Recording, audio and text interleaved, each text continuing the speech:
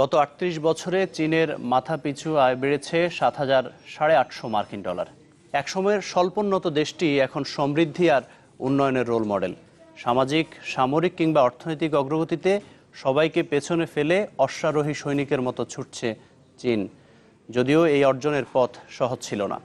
ইফতেখার আলমের রিপোর্ট। যুক্তরাষ্ট্রের প্রায় ১৫০ বছরের একচ্ছত্র আধিপত্যকে চ্যালেঞ্জ জানিয়ে শেষ পর্যন্ত শ্রেষ্ঠত্বের স্বীকৃতি আদায় করে নিল চীন। এটি সামরিক শক্তির নয়, অর্থনীতির। পিছিয়ে থাকা দেশগুলোর সামনে চীন আজ সমৃদ্ধি আর উন্নয়নের মডেল। তবে পথটা কখনোই সহজ ছিল না। পৃথিবীর ১৪ ভাগের ১ ভাগ জায়গা জুড়ে চীনের অবস্থান, ৩১টি প্রদেশ, ১৪টি দেশের সাথে সীমান্ত, ১৫০ কোটিরও বেশি জনসংখ্যার এই দেশটি পুরোপুরি সমাজতান্ত্রিক ঘরানার।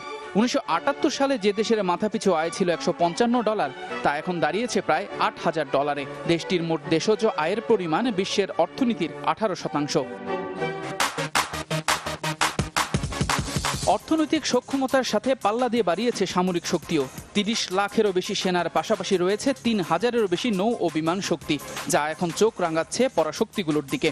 আর বেশ কয়েকটি দেশের সাথে সীমান্ত সংঘাতে প্রমাণ করে দিয়েছে সামনের দিনগুলোতে অর্থনৈতিক শক্তিকে পুঁজি করে নেতৃত্বে থাকবে চীনারা। তাই তো নিজেদের সক্ষমতা ও শক্তির উপর ভর করে বাণিজ্য নিরাপত্তার জন্য দক্ষিণ চীন সাগরের প্রায় ৩১ লাখ কিলোমিটারের জায়গাও নিজেদের আধিপত্য বিস্তারে সোচ্চার দেশটি। এই করিডোরে তেল, গ্যাসের মতো প্রাকৃতিক জ্বালানির অফুরন্ত ভাণ্ডার আর নৌ বাণিজ্য সহ বছরে $৫.৩ ট্রিলিয়ন ব্যবসা অধিকার নেয়ার লক্ষ্যেও কাজ করছে দেশটি।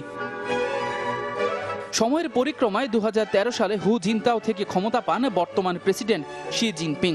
ক্ষমতা নেওয়ার সাথে সাথে এক সন্তান নীতি, ঘুষ বন্ধ ও মুদ্রা সহজলভ্যতার কারণে ২ বছরে আরও পরাক্রমশালী হয়ে ওঠে চীন।